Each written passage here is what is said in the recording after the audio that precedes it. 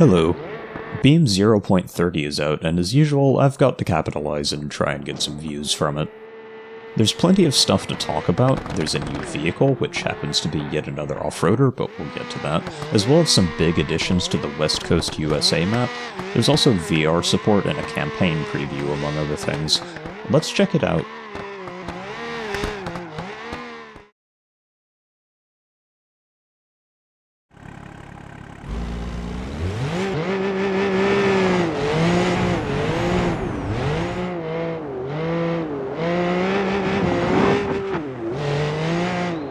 The newest addition to Beam's ever-expanding list of off-roaders is the Hirochi Aurata, a little buggy with some very tail-happy handling and a decent amount of customization, at least compared to the other off-roaders.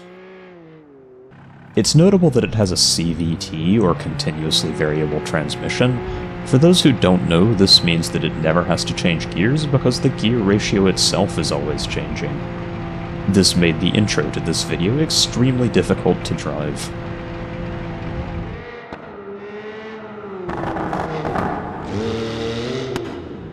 The Aurata isn't just an off-roader. The intro car is just a lightly modified version of this road racing spec, which is really impressively difficult to drive. What you're not seeing here is all the failed takes, because the car has a tendency for snap oversteer if you're not paying attention.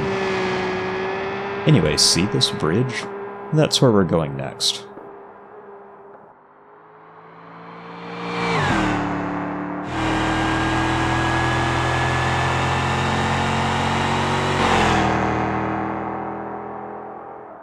In previous versions of the game, the bridge ended in a tunnel that looped back to the city. Not so in 0.30, there's a whole new island to explore.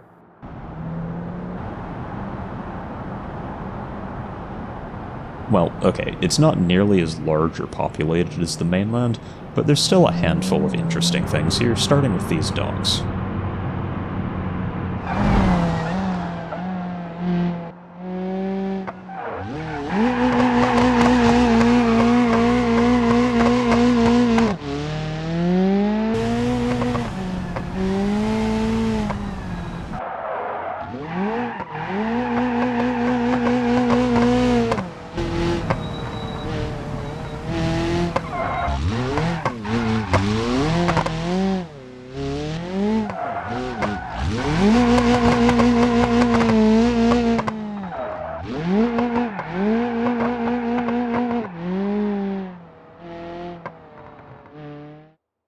There's a refinery, although there's not a lot to do there, as well as this lighthouse, which as it turns out is very difficult to do donuts around given the irregular shape of the road.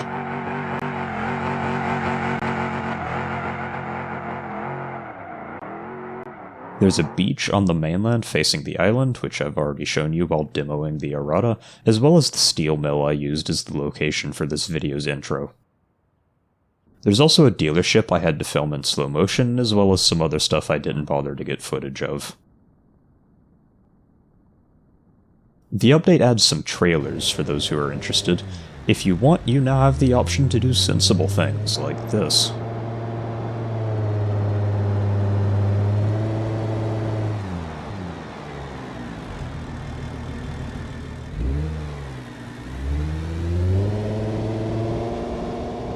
That's the new tilt deck trailer with a gooseneck.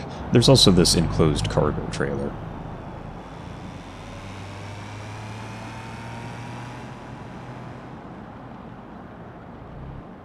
I can't try it out myself because I don't have a headset, but for those of you who do, I have very good news. Beam has official VR support now. It's apparently pretty buggy, since several of the people who tried to film this segment for me had severe technical difficulties, but it's here nonetheless. Also here is the career mode, kind of. It's really more of an Easter egg than a feature. Click on this grayed out coming soon button 6 times, you have to do it fast, and after warning you how much of a work in progress it is, the game will allow you to play a preview of the career mode. It starts with a tutorial of how to play the game, with 1400 hours. I don't think I really needed this, but it's nice to have, I guess. And then it demonstrates how vehicle recovery and such will work in the career. Then it has me drive to a gas station, refuel, and then do a challenge. This first one is very simple. All I have to do is drive from point A to point B. Point B, as it turns out, is the dealership, and the game has me trade in the white Covet for one of 3 cars. I picked the I-Series, which I'm still hoping they remaster soon, since it was overlooked in the ETK refresh a few updates back. After driving to and parking in a garage, the game has me buy a spoiler for the car, and with that the tutorial is over. I'm now free to go do career stuff, but for the purposes of this video we're done, you'll have to explore the career on your own. All in all, a pretty interesting update, though I'll admit I'm not a huge fan of the Aurata. It doesn't handle great, its transmission is annoying, and we've gotten a lot of off-roaders recently. I'd rather they focus on adding something new and unique, or remastering some of the older vehicles, particularly the T-Series, which is really showing its age. An expansion to the West Coast map is nice, although I can't see myself doing a whole lot on the island since all of its unique locations are so small. Still, it's nice to have that bridge actually lead somewhere.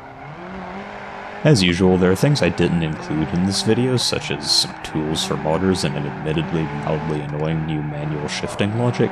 I'd encourage you to try it out for yourself. For now though, thanks for watching and goodbye.